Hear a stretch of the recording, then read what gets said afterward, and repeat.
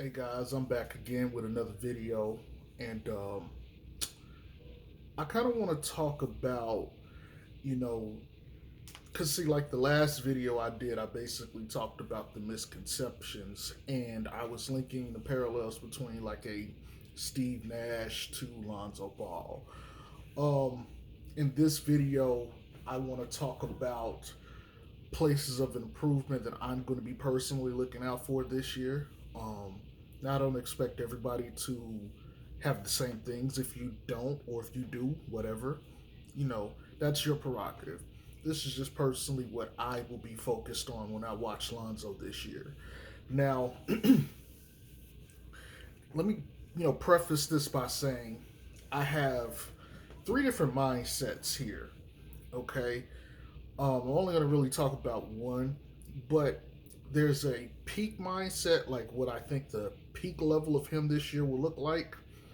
There's the floor, the lowest level, and there's the in between. Now, I'm going to talk about the in between. I don't think there's a point in me talking about what I think his peak will be because literally that could be astronomically greater than anything I could perceive. And I don't want to talk about his floor because honestly, his floor on this team ain't going to be that low just simply due to the style of play and what they have. Um, and so I don't think there's really a need to talk about that. Um, so when I think about this, and I go back and forth with this idea every week because I'm constantly looking at videos, I'm reading things, I'm getting opinions from different places, and it's swaying my thoughts here and there. Like there's a baseline that I still kind of stick around, but for the most part, I'm like, okay, okay, okay. So last night I was watching Vucevic videos because I like Vooch. I liked Vooch before he was on the Bulls. I liked him when he was in Orlando. I liked him as a player personally. I felt like he fitted on a lot of teams, and I feel like as far as a stretch five, he's like what a peak All Star stretch five would just about look like, at least on the offensive end. And I've talked about Vooch before on this channel.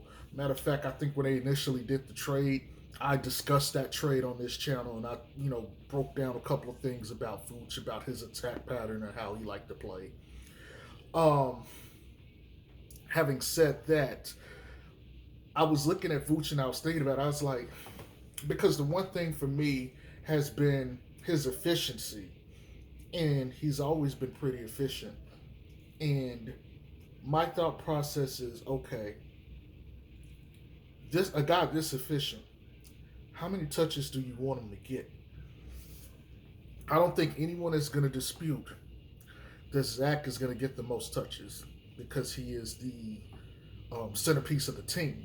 He's the reason they have this because he was actively recruiting these guys. Um, and so that could be anywhere from 16 to 20 shots a game. Um, I'm estimating that they're going to get about 110 possessions per game. So essentially, that's like 18% ish of the touches. And so if he gets 20, if it's less, then it's a little bit less than that too. So then who's the number two guy? And so I've been thinking about it because I can see any of the other three guests, that includes Lonzo, getting the other touches. But what makes a number two on a team? So I think skill set matters, but they have to be reliable. And the more and more I think about it, the more and more I think that's going to be DeRozan. And the reason why is I personally think DeRozan is one, I'm not going to say he's been a number two, but on this team, a number two would still get like 16, 15 shots ish or more, maybe. That's right up his alley. And because he doesn't have as diverse of a shot profile What I mean by that is he's clearly a mid-range and a cutting type of guy. He's not the guy that would, take long-range shots, with the exception of the two. So to me, it's like, okay, it would make more sense to make him the second option, and his shot he takes shots that are typically outside of where Levine wants to be at.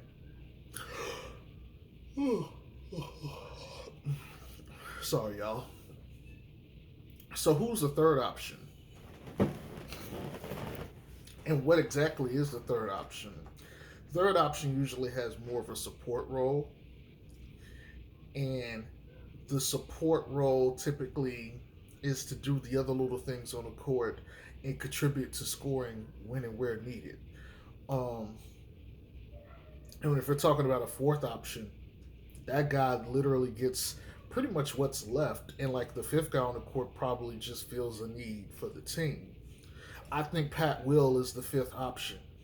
So that means either Lonzo or Vooch has to be third or fourth. To me, I think it makes more sense for Vooch to be the fourth option and Lonzo to be the third option. You're going to look at me like, why? So here's my thinking.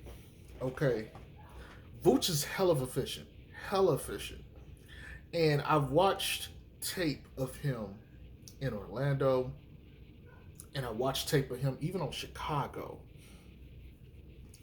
And it just seems like, despite the fact that he's a scoring threat, a shooting threat at that, to be more specific, he somehow was just left open. Even as the second option or the first option, teams just ended up leaving him open on the perimeter. And I'm like, why? And so I thought about it. I'm like, okay, would Lonzo benefit more from less shots or more shots? And I thought about it, and I was like, he probably needs to get more shots if he's going to create more for the team. And so he's probably going to have to be in the third role. Plus, he's going to be the person who can get everybody set up where they need to be and make all the passes necessary on the court. Also, third option could come in and lead the second unit, or he could be the second option too, or vice versa. I think it makes more sense for him to be the third option and Vooch to take the rest. Vooch being efficient, that means a few times he touches the basket, they're going to be makes. I think you want that guy more comfortably at the four. And with the shot attempts that Zoe got last year being around 13-ish, I think that's a healthy range. I think Vooch can still get like 13 shots, but I think Vooch is so much more efficient than Zoe.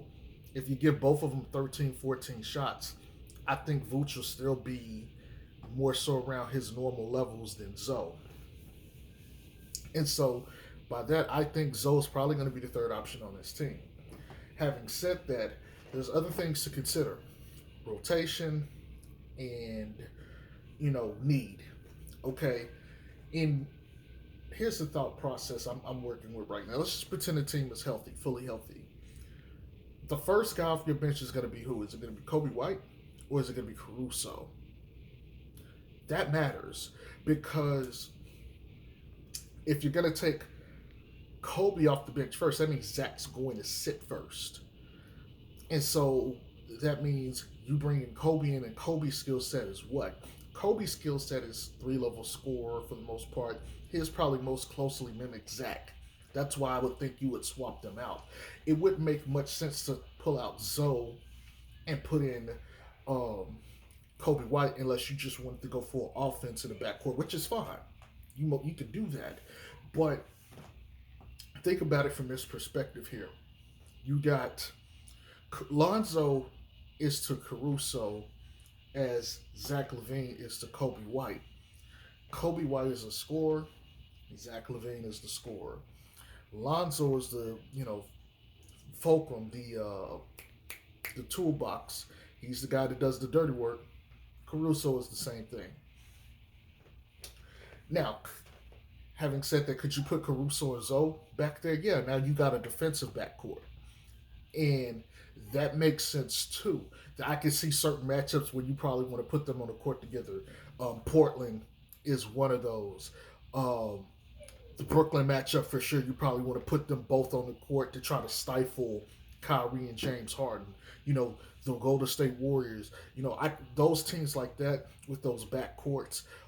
I could definitely see you wanting to put them in the backcourt together some point in the game. I'm not saying they start, but at some point in the game, I can see you definitely want to put them two in the backcourt and say, okay, go make something happen on the defensive end. Um, but to the point, if you're going to pull out whoever you pull in first, you got to pull out the requisite parts. So if I take out Zoe, Caruso's coming in to take his place. If I'm taking out Zach, Kobe is taking his place. So rotation here matters. You see what I'm saying? And so that is going to change or affect a lot of things. Um, I think DeRozan is going to get probably the most run with the second unit. And so my question then becomes, well, what I think will happen is this. You probably bring in Kobe White first off the bench because now he automatically is going to take a secondary, tertiary, maybe even a fourth scoring option role, and maybe prop up Vooch next, and you let DeRozan become the number one, and you still got Lonzo to distribute and stuff. Or you may put Kobe in, and Kobe goes straight to this, the second slot as far as priority of scoring, and you still got Lonzo to distribute the ball, um, which works too. Then when do you pull out Lonzo? When do you pull out DeRozan? You know what I'm saying? I think the way the rotation is going to work is when Kobe's back healthy, Kobe comes in for Zach. DeRozan gets run. Um, then you're gonna switch out Lonzo next, so you're gonna have Kobe and Caruso backcourt, and DeRozan is still gonna get run. Then you take out Vooch, and then you're gonna bring in Zach LaVine, and then you're gonna pull out DeRozan, and so you're probably gonna bring out I can't remember the big's name, but you're gonna whoever the five that they got, I can't remember his name, or Marco. You bring them in with Vooch. Zach LaVine comes back. Well, you take Vooch out, you bring them in. You take out DeRozan, you bring in LaVine, and then they're gonna get some run, and then you take out um, Caruso for Lonzo, and then they're going to get their run. And then to close, you can bring back DeRozan and Vooch a little bit later on. I think that's kind of how the rotation is going to work. And by the way, Pat he'll get taken out for Troy Brown or whoever else, Dotson, whatever else they need. But I think then when you have Zach and Lonzo in, they're going to get the defensive part of the second unit with the athletes that really can't shoot because you're going to need their floor spacing, you're going to need Zoe's playmaking, and you're going to need Zach's offensive gravity. So with that being said, I know we're 13 minutes into the video. What exactly is those numbers going to look like? 13 to 14 shots a game is about what he had last year. I think we all can assume his efficiency will go up.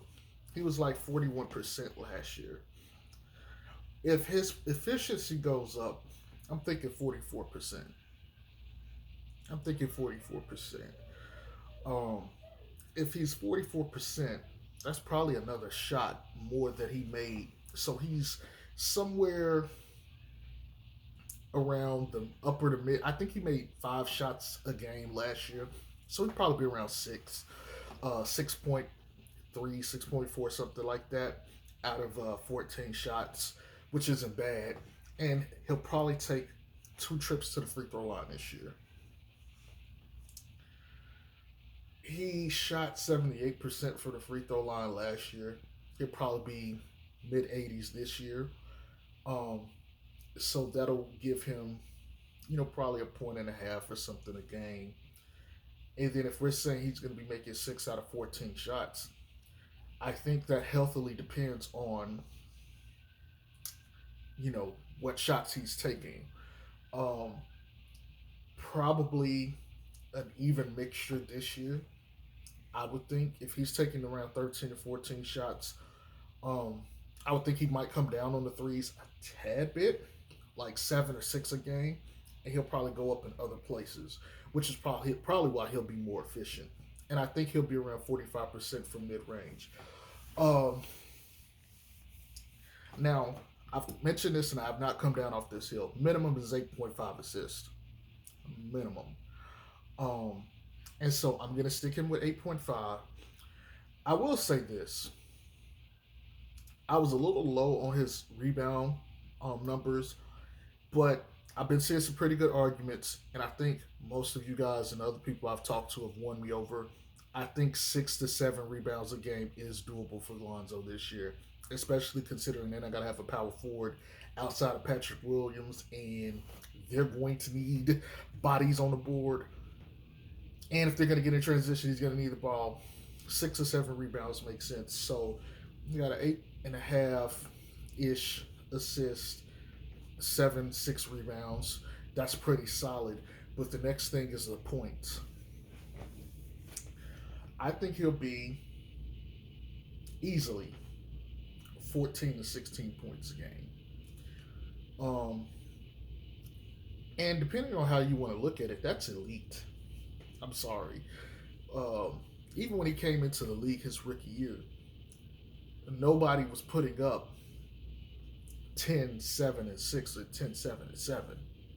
That was his rookie numbers. You're telling me his rookie rebounding is going to be there again. He's going to put up around 6 or 7, which is very good.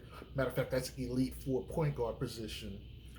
He's going to get 8.5 assists. I made my video that told you guys that's elite. That's normally the top 5 area. So he's going to be elite or like top 5 rebounding for his position. He's going to be in the top 5 for assist getters for the season. And he's going to give you a 14 to 16 points per game on pretty good efficiency. I think that makes sense. I don't think I'm going to put Lonzo to the side here. I don't think Vooch is going to be in the 20s scoring, but I don't think they need him. I think they need him on the boards more. Him, I think he's going to get you about 16 to 18, extremely efficient.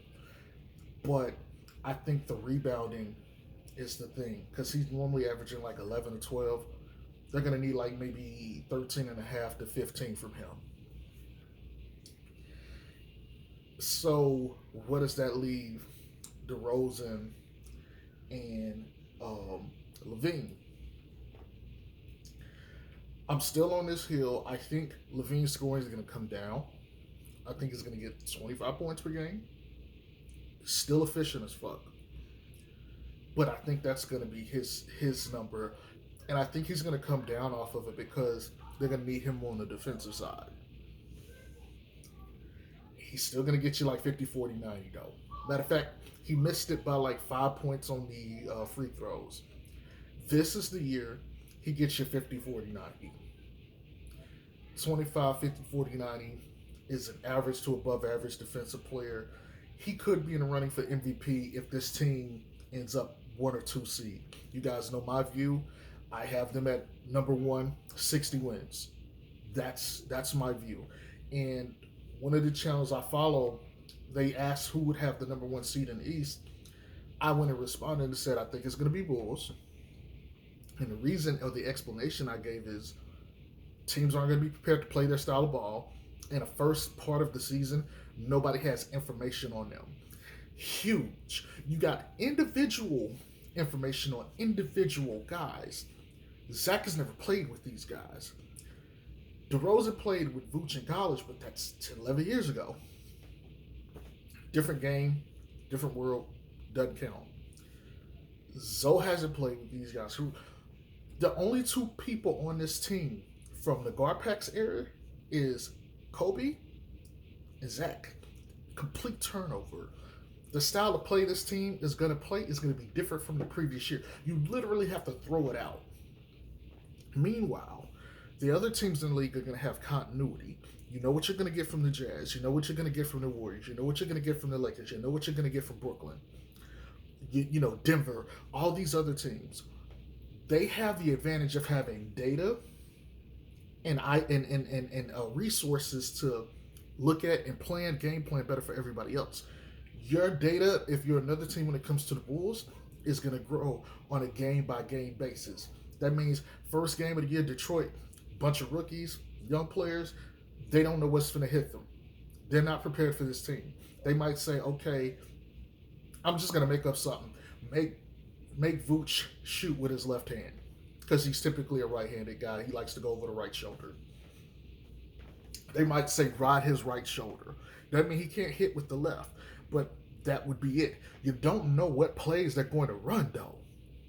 You don't know. You're just like, okay, I mean, this is what they ran last year. Could they incorporate what they had last year? Absolutely. But we don't know the food chain. We don't know who's going what. This video, I'm just giving you what I think. And I could be wrong, and I'm okay with that. No problem with being wrong. But what I want you guys to think about, and even the coach agreed, he was like, you know what, I think you're 100% correct. If you don't know what you're dealing with, you can't plan for it. October, they got a decent slate of games.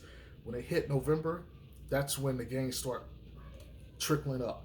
Clippers, Lakers, Golden State, Celtics, Philly. Okay. You know, playoff contention, championship level teams.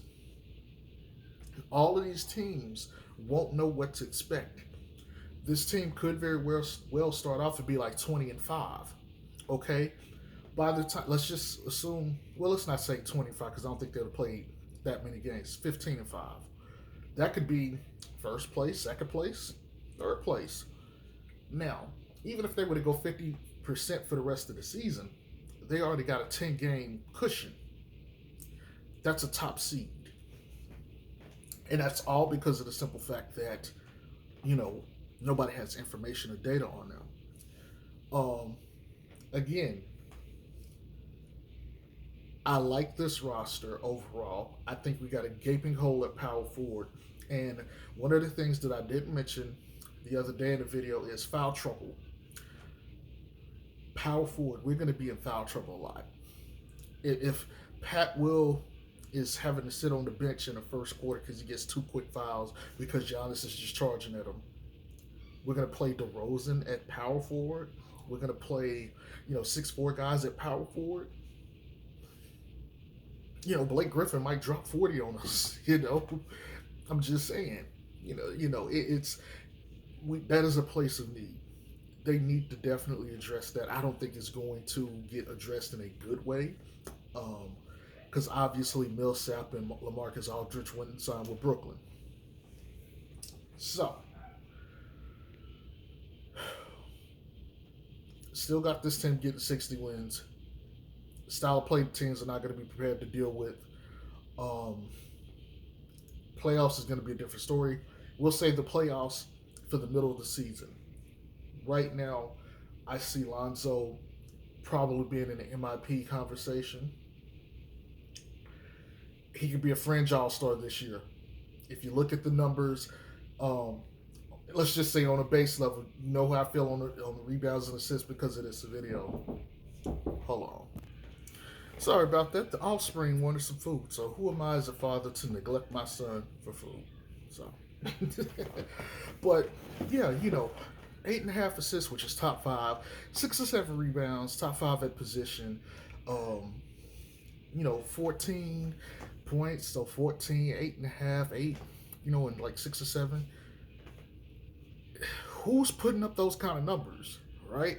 Even if it's like 16 points, we'll take a guess to say maybe 17, 8 and 6 or 7. Like that's like, let's be real.